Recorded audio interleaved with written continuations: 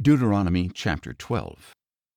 These are the statutes and ordinances you must be careful to follow all the days you live in the land that the Lord, the God of your fathers, has given you to possess. Destroy completely all the places where the nations you are dispossessing have served their gods, atop the high mountains, on the hills, and under every green tree. Tear down their altars, smash their sacred pillars, burn up their Asherah poles, cut down the idols of their gods, and wipe out their names from every place. You shall not worship the Lord your God in this way. Instead, you must seek the place the Lord your God will choose from among all your tribes to establish as a dwelling for His name, and there you must go. To that place you are to bring your burnt offerings and sacrifices, your tithes and heave offerings, your vow offerings and freewill offerings, as well as the firstborn of your herds and flocks. There, in the presence of the Lord your God, you and your households shall eat and rejoice in all you do, because the Lord your God has blessed you. You are not to do as we are doing here today, where everyone does what seems right in his own eyes, for you have not yet come to the resting place and the inheritance that the Lord your God is giving you. When you cross the Jordan and live in the land that the Lord your God is giving you as an inheritance, and He gives you rest from all the enemies around you, and you dwell securely, then the Lord your God will choose a dwelling for His name, and there you are to bring everything I command you, your burnt offerings and sacrifices, your tithes and special gifts, and all the choice offerings you vow to the Lord.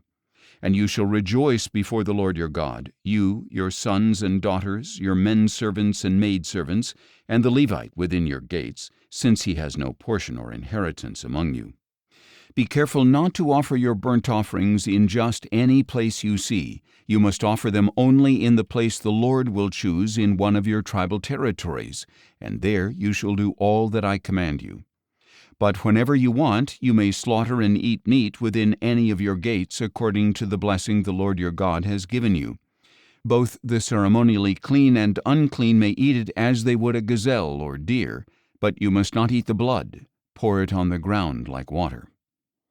Within your gates you must not eat the tithe of your grain or new wine or oil, the firstborn of your herds or flocks, any of the offerings that you have vowed to give, or your freewill offerings or special gifts. Instead, you must eat them in the presence of the Lord your God at the place the Lord your God will choose, you, your sons and daughters, your men servants and maidservants, and the Levite within your gates. Rejoice before the Lord your God in all you do, and be careful not to neglect the Levites as long as you live in your land.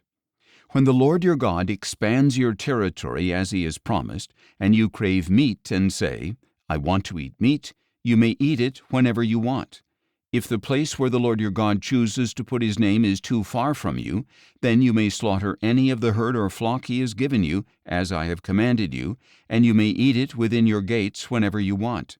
Indeed, you may eat it as you would eat a gazelle or deer. Both the ceremonially unclean and the clean may eat it. Only be sure not to eat the blood, because the blood is the life, and you must not eat the life with the meat. You must not eat the blood. Pour it on the ground like water. Do not eat it, so that it may go well with you and your children after you, because you will be doing what is right in the eyes of the Lord. But you are to take your holy things and your vow offerings and go to the place the Lord will choose. Present the meat and blood of your burnt offerings on the altar of the Lord your God. The blood of your other sacrifices must be poured out beside the altar of the Lord your God, but you may eat the meat. Be careful to obey all these things I command you, so that it may always go well with you and your children after you, because you will be doing what is good and right in the eyes of the Lord your God. When the Lord your God cuts off before you the nations you are entering to dispossess, and you drive them out and live in their land, be careful not to be ensnared by their ways after they have been destroyed before you.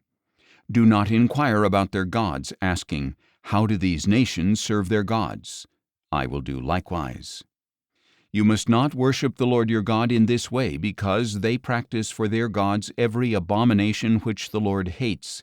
They even burn their sons and daughters in the fire as sacrifices to their gods.